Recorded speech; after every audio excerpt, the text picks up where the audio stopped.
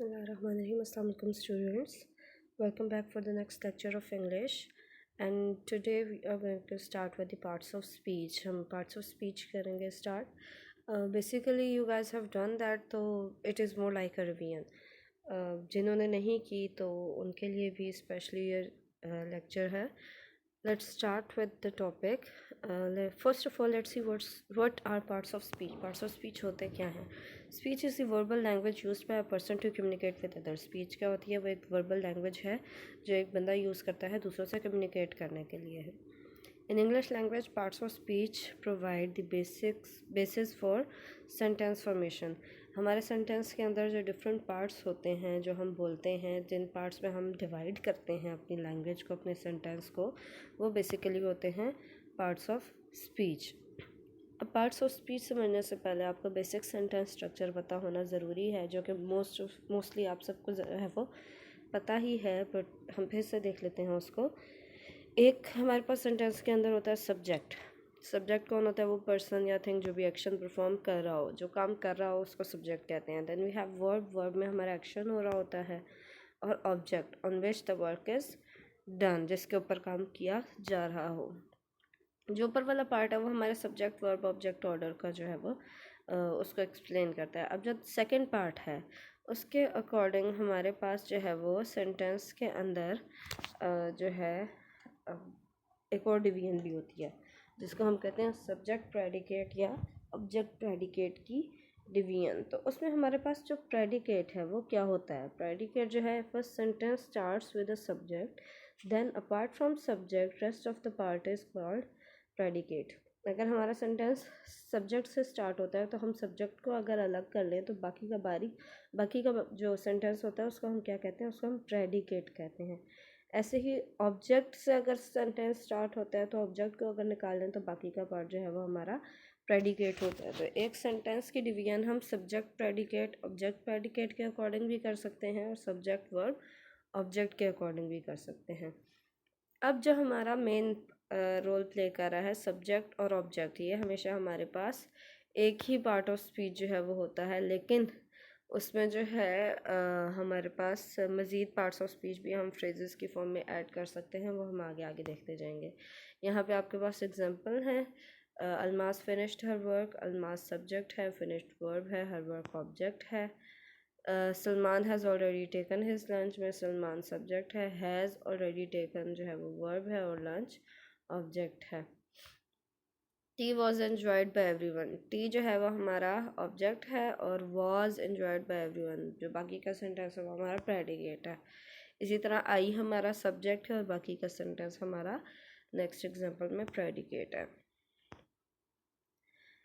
Although the basic structure of sentence is in English language is subject verb object, इसको हम active voice कहते हैं, लेकिन sometimes जो है वो हमारा सेंटेंस पैसिव वॉइस में भी लिखा जाता है. हमारा ऑब्जेक्ट पहले आ जाता है, ऑब्जेक्ट वर्ब सब्जेक्ट के ऑर्डर में हम चले जाते हैं. The question arises why. हम ये सोचते हैं कि ऐसा क्यों होता है. आप में से बहुत सारे स्टूडेंट्स ने मुझसे पूछा भी पहले भी कि हम पैसिव वॉइस में सेंटेंसेस क्यों लिखते हैं जब हमारे पास एक्टिव वॉइस मौजूद है. आंसर क्या है उसका? whenever we don't feel a need to mention the subject we start our sentence with object. जब भी हमें ऐसा लगता है कि सब्जेक्ट को मेंशन करने की ज़रूरत नहीं है तो हम अपना जो सेंटेंस है वो ऑब्जेक्ट से स्टार्ट करते हैं. For example games are played, इसमें हमारा सब्जेक्ट मेंशन नहीं हुआ हुआ. जैसे फर्स्ट ईयर में हम देखते हैं कि 9th में भी और फर्स्ट ईयर में भी कि हमारा अगर एक सेंटेंस है ट्रांसलेशन वाला और उसमें हमारे पास सब्जेक्ट मौजूद नहीं है, काम करने वाला मौजूद नहीं है, तो हम उस सेंटेंस को जब ट्रांसलेट करते हैं इंग्लिश में तो हम पैसिव वॉइस में करते हैं. सेकंड क्या है? When the action is stress, जब हमारा काम जो है वो स्ट्रेस्ड हो. For example who did this में काम करने वाला इंपॉर्टेंट है तो हम उसको कहेंगे आई डिड दिस. लेकिन अगर हम कहें by whom this work is done, ये काम किसने किया है, तो काम हमारा पहले आ गया है तो it was done by Salman. हम उसको पैसिव वॉइस में लिखते हैं जब हमारा वर्ब ज़्यादा स्ट्रेस्ड हो हमारे सब्जेक्ट से.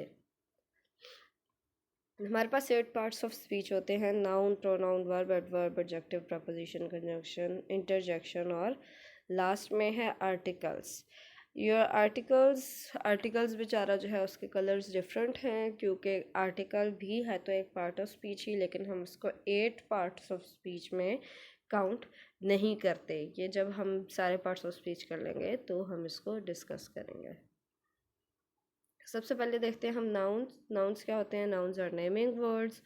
It can be a name of a person, place, thing, any feeling or any other thing that can or can not be seen with eyes, जिसको हम देख सकते हैं और नहीं भी देख सकते। हर वो चीज़ जो दुनिया में मौजूद है वो नाउन है, हमने उसका एक नाम रख दिया, वो नाउन है। It also includes in names of the things that can not even be scientifically proven like और बिलीफ एंड फेथ। इसमें वो सारी चीज़ें भी आती हैं जिन पे के होने पे हम यकीन करते हैं, लेकिन साइंस उनके एग्जिस्टेंस पे यकीन नहीं करती। Then we have types of noun. First one is common noun. These nouns usually make plurals. इनके basically plurals बनते हैं, जैसे girl, boy, chairs, stars, etc. Then we have proper noun. It refers to the name of a person, place, institution or any other thing that is only one in number. जैसे judiciary एक institution है, अकरम person का name है, Lahore place का name है, और universe ऐसी चीज़ जो हमारे पास एक ही हो। हमारे पास 4 चीज़ें हैं जो प्रॉपर नाउन्स में आती हैं। किसी इंसान का नाम, किसी जगह का नाम, ऐसी चीज़ें जो दुनिया में एक ही हैं, या किसी इंस्टीट्यूट का नाम। फिर आते हैं हमारे पास कलेक्टिव नाउन्स। कलेक्टिव नाउन्स वो होते हैं हमारे वही कॉमन नाउन्स जो प्लूरल बना सकते हैं। उनको जब हम ग्रुप फॉर्म में लिखते हैं, उनका एक और नाम बना देते हैं ग्रुप की फॉर्म में, तो वो हमारा कलेक्टिव नाउन हो जाता है। फॉर एग्ज़ाम्पल, जब बहुत सारे वुल्व्स प्लूरल फॉर्म है वुल्फ की, लेकिन जब बहुत सारे वुल्व्स मिलकर एक ही काम कर रहे होते हैं, एक ग्रुप बना लेते हैं, तो हम उसको कहते हैं पैक ऑफ वुल्व्स। ऐसे ही बुक्स एक जगह पे इकट्ठी करके रखी हों तो उनको पाइल कह देते हैं। आउल्स जो है वो एक जगह पे इकट्ठे होकर बैठे हों तो वो पार्लियामेंट बनाते हैं। Then we have abstract noun. Abstract noun जो है वो नाउन होते हैं जो ना हम देख सकते हैं, हम सिर्फ उनको फील कर सकते हैं। उनकी फ़िज़िकल एग्जिस्टेंस नहीं होती, वो किसी शेप की फॉर्म में एग्जिस्ट नहीं करते, ना ही साइंस उनको डिफ़ाइन कर सकती है। इसकी एग्जांपल है हमारे पास love, honour, God and excellence.